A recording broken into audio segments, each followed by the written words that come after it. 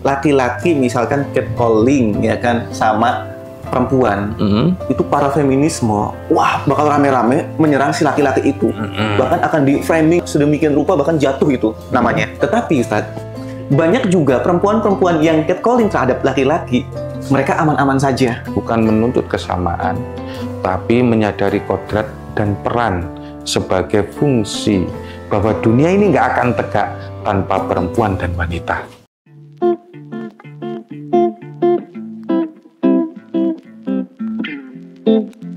Assalamualaikum warahmatullahi wabarakatuh. Alhamdulillahirrahmanirrahim. Akhirnya kita jumpa lagi, Ustadz. Ya, kita ketemu lagi deh ini.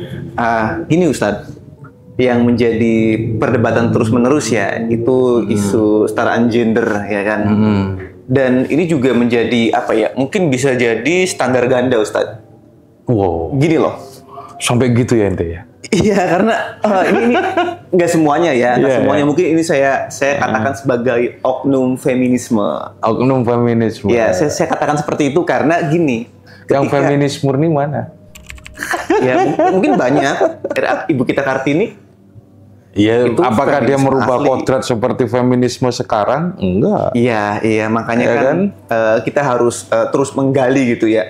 Apa sih hakikat feminisme itu ya kan? Iya. Kan feminisme itu kan kalau nggak salah itu dicetus di Barat ya kan, pada saat mereka itu para perempuan ingin memiliki hak-haknya yang sama ya kan, seperti laki-laki itu ketika bekerja ya, para buruh pada saat itu. Ini setahu saya. Oke. Nah, sedangkan di Indonesia ini gini loh Ustadz. Jadi ketika laki-laki misalkan catcalling ya kan sama perempuan, itu para feminisme, wah bakal rame-rame menyerang si laki-laki itu, bahkan akan di framing sedemikian rupa, bahkan jatuh itu namanya. Nah, tetapi Ustadz, banyak juga perempuan-perempuan yang catcalling terhadap laki-laki, mereka aman-aman saja. Catcalling itu apa maksudnya? Catcalling itu atau hey cowok ganteng banget sih, atau hey cewek, pelecehan apa gimana? Iya, pelecehan berbentuk gitu, atau pokoknya gitulah. Ya.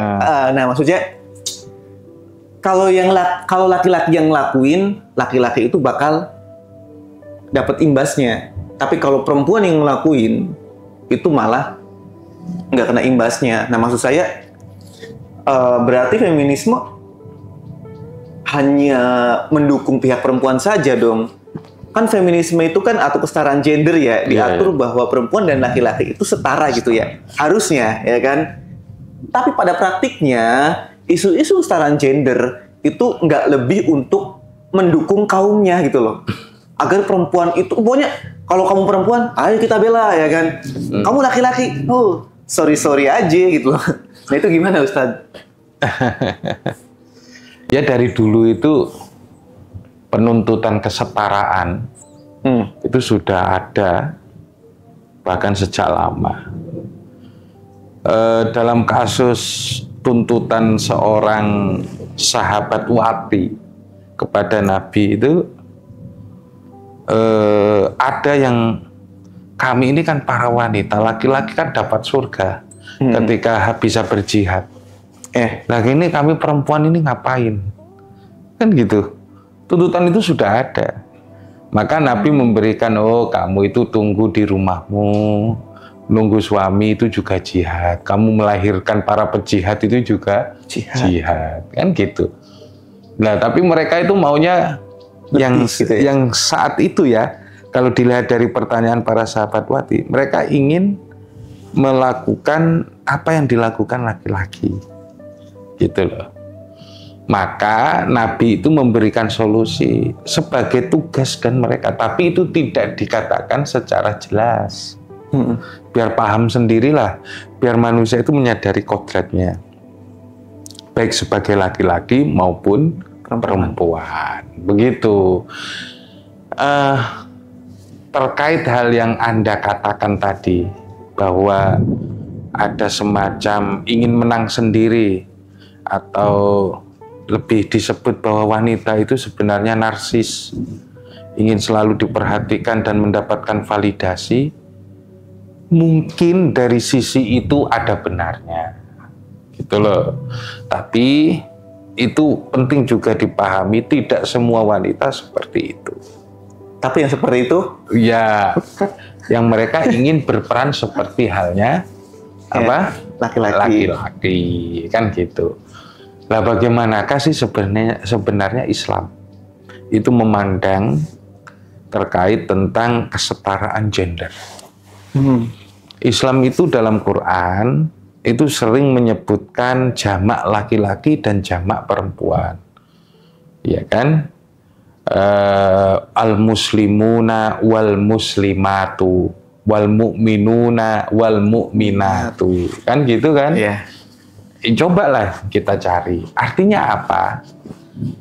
Ingin menampakkan bahwa Al-Quran melalui khitabnya, melalui ayat-ayatnya, ingin menampakkan bahwa ajaran Islam ini untuk laki-laki dan perempuan.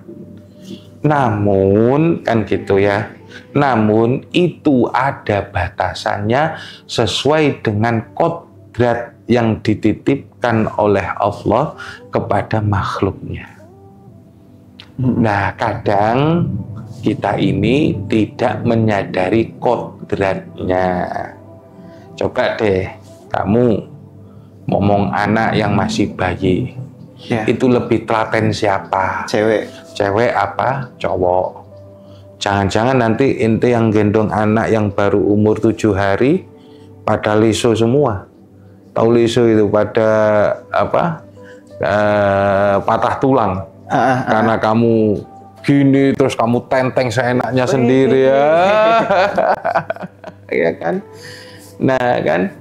Nah itu, tapi perempuan lebih halus, lebih tahu cara memperlakukannya. Ente aja suruh nyapu rumah, nggak bersih-bersih. Tapi kalau perempuan nyapu rumah bersih. Karena memang kodratnya ada di situ. Iya kan? Sebaliknya, yang ente tanyakan tadi, kalau misalnya cewek itu catcalling godain kan gitu kan, ya dibalik aja.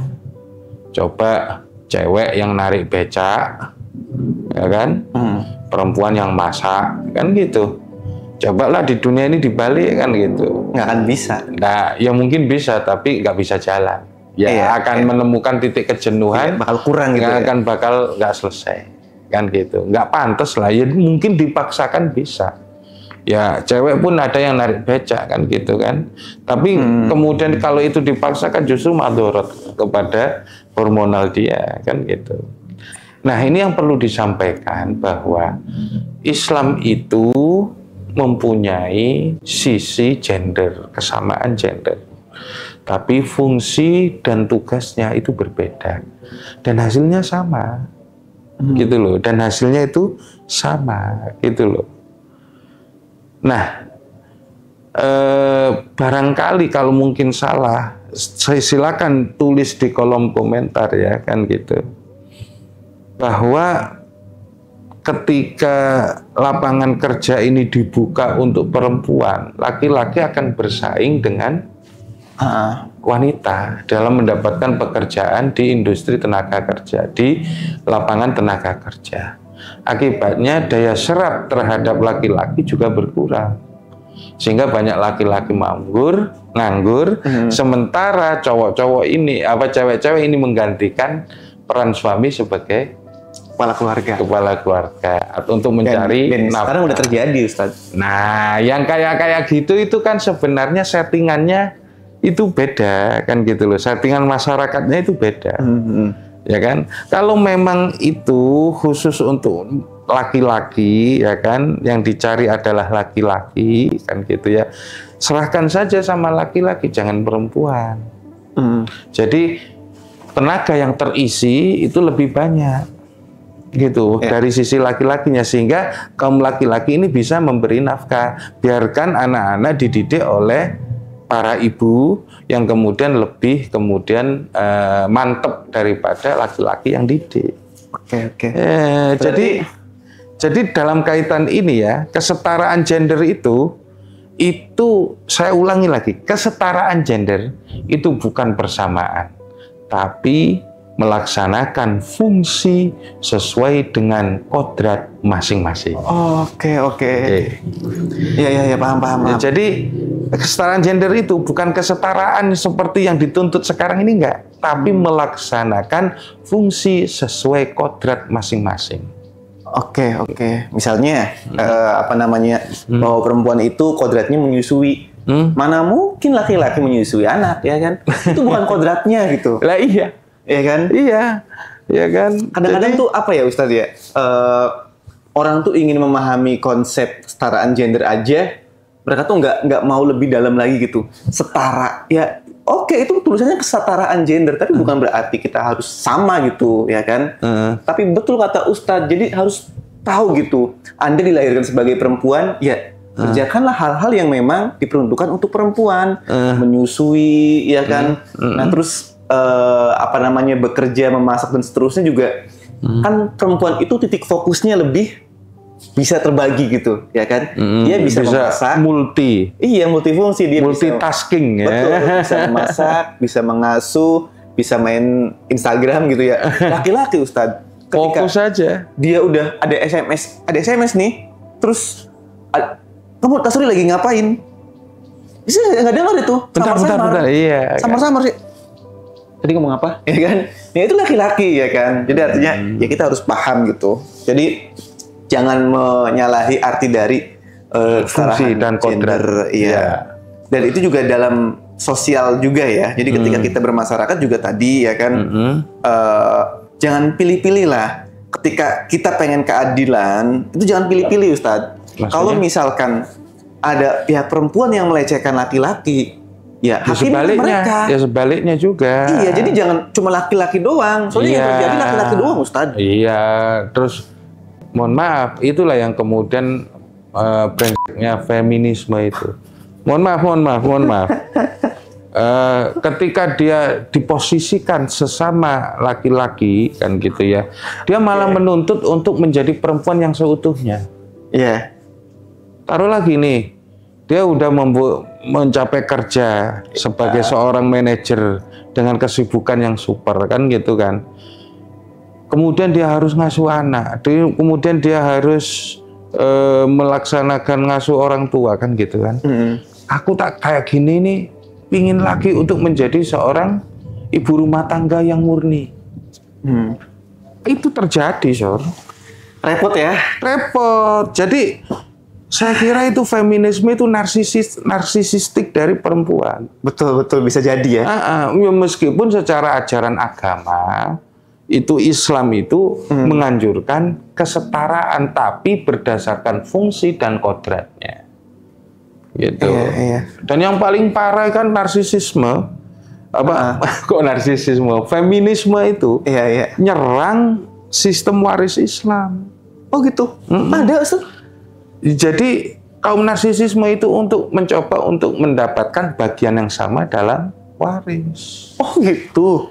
Jadi kan waris itu kalau dalam Islam diatur 2:1, 2 laki-laki 1 perempuan kan gitu. Mereka nggak terima.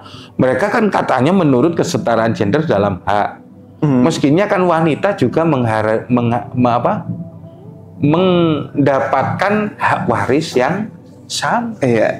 Bukan 2:1, tapi 1:1. Dia maunya kayak gitu. Iya, lah yang maunya kan upaya mereka itu untuk feminisme itu kan sekarang. Maaf Ustaz, mereka tuh tuh gimana sih?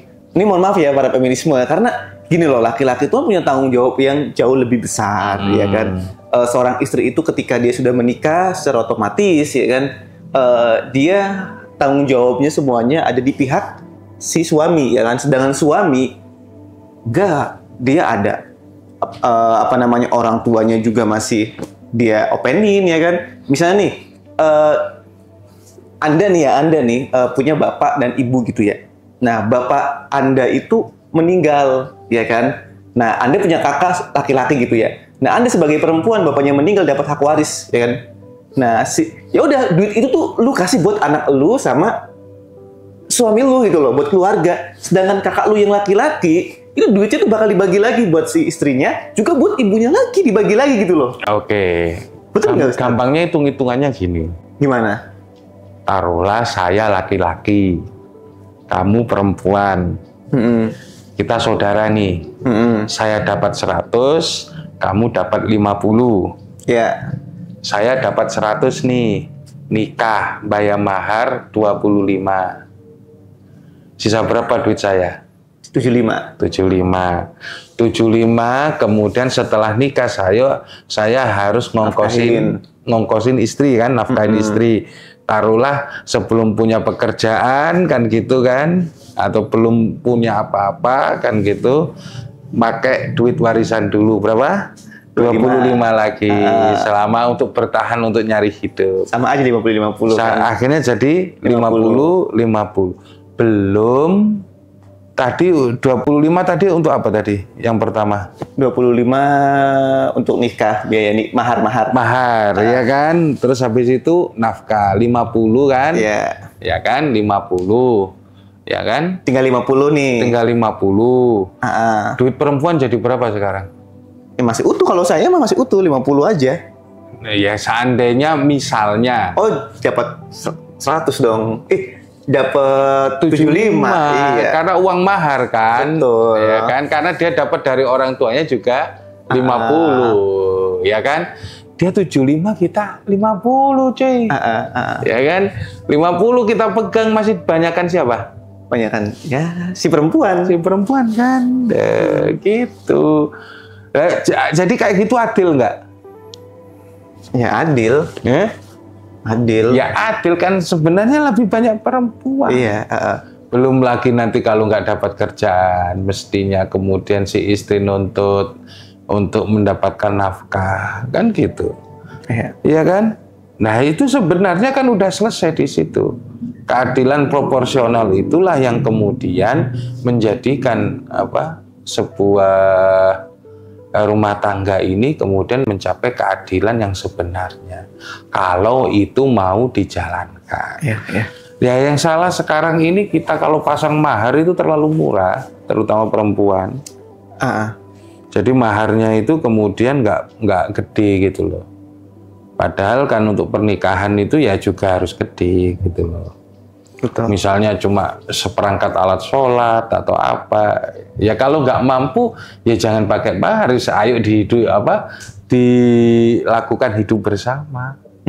Belum lagi di Indonesia ada gonogini, ya kan? Artinya apa? Perempuan justru mendapat banyak, ya kan? Yang harus berhadapan dengan nyawa kan laki-laki sebagai pencari nafkah, tulang punggung utama bagi keluarga.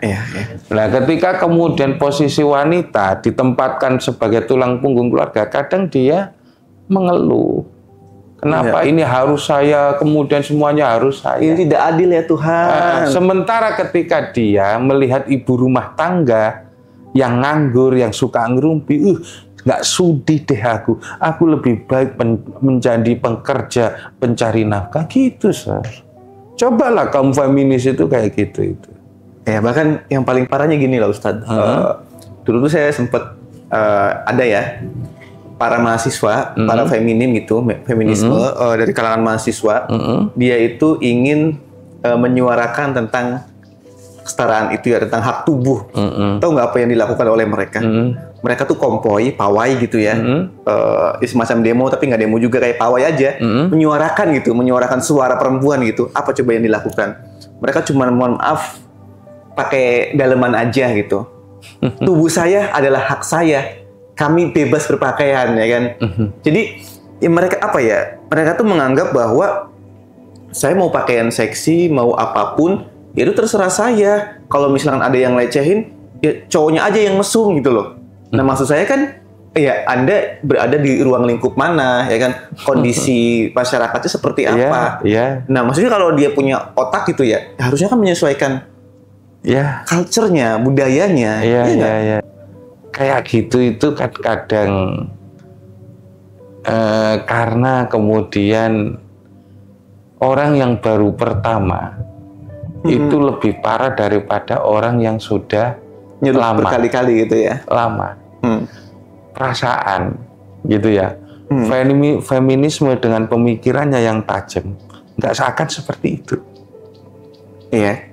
Oke, kalau misalnya jadi gini, asli nggak kayak gitu ya? Iya ya kan, kita baru ngefans, ya kan, ngefans lagu Rocks, ya kan. Kita seolah-olah paling rocker. Nah, si paling rocker gitu ya. Padahal rocker yang gaik sekalipun nggak norak kayak kita. I see. Paham, Dan itu kita paling barat nih, paling Korea kan gitu kan. Tapi artis Korea yang paling beken pun nggak sampai kayak norak kayak kita. Iya.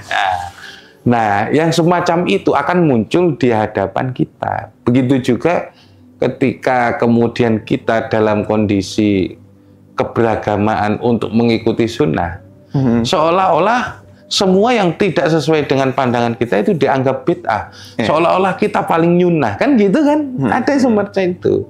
Nah, itu gejala yang kemudian terjadi ketika kita baru kenal yang namanya barang feminisme, dan itu akan membuat ekstrim. Gitu. Jadi awal-awal kenal baru-baru seneng, ya kemudian ya banyak, ya kan? Yang jadi kita norak ikuti, gitu ya. Norak gitu. Tapi kalau kita sudah lama dan mereduksi, saling dipikirkan, bisa-bisa orang-orang feminisme itu akan menyadari peran dirinya sebagai perempuan dalam sebuah tatanan yang sangat besar ini. Itu ya. Oke, mungkin gini Ustadz. Jadi di podcast ini ya, ini bukan maksud kami itu punya kebencian terhadap para feminisme atau mereka-mereka yang menyuarakan kesetaraan gender. Bukan. Kami tetap mengapresiasi ya para perempuan-perempuan yang mereka tuh berusaha untuk menuntut hak-haknya, menuntut keadilannya bagi pihak perempuan. Seperti yang dilakukan oleh ibu kita Kartini, ya kan, Raden Ajeng Kartini. Beliau salah satu figur ya, contoh feminisme yang sampai hari ini namanya abadi gitu. Nah, ya kami sangat mengapresiasi bagi mereka-mereka yang Kartini di era hari ini gitu, di era sekarang. Kami sangat mengapresiasi. Nah, jadi di video ini ya kadar kritikan bagi mereka yang sudah melampaui batas, bagi mereka yang menyuarakan isu-isu kesetaraan gender tapi dia tidak bisa mendalami apa itu kesetaraan, ya kan? Ya, dan seterusnya gitu. Kalau saya agak berbeda sama. Gimana, Ustaz? Saya bukan mengangkat Kartini. Kartini itu kalau kata Ari Kriting, itu nggak pernah berjuang kayak Christina Tiahahu. Right. Kartini nggak pernah manjat kelapa seperti saudara-saudara yang perempuan kita yang di timur. Christina Tiahahu, iya. Kartini itu cuma menang surat kemudian dia dipublikasikan gitu saja karena dia menulis ya kan gitu. Sementara Christina Tiahahu, Cut Nyadin yang berjuang pakai rencong, pakai gaman, itu kan lebih menderita lagi. Mereka gitu. Feminisme yang asli gitu ya. Ya, ketika mereka harus diserang, dijajah, kemudian ditindas seperti itu, maka apapun itu untuk bertindak sebagai laki-laki sekalipun, memegang senjata, memegang parang, memegang apa, itu adalah hak untuk membela diri. Begitu aja. Jadi saya tetap pada pendirian saya, bukan menuntut kesamaan, tapi menyadari kodrat dan peran sebagai fungsi bahwa dunia ini nggak akan tegak tanpa perempuan dan wanita. Itu aja. Masuk. Oke teman-teman, terima kasih ya. Jangan lupa untuk subscribe. Wassalamualaikum warahmatullahi wabarakatuh. Waalaikumsalam.